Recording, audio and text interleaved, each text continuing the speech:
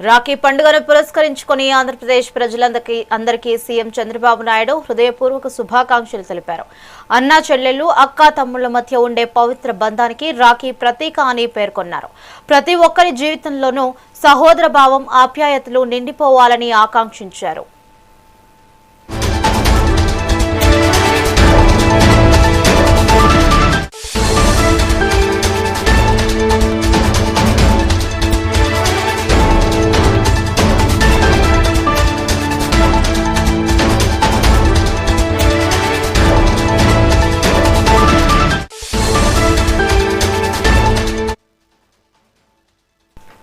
రాఖీ పండుగను పురస్కరించుకుని ఆంధ్రప్రదేశ్ ప్రజలందరికీ సీఎం చంద్రబాబు నాయుడు హృదయపూర్వక శుభాకాంక్షలు తెలిపారు.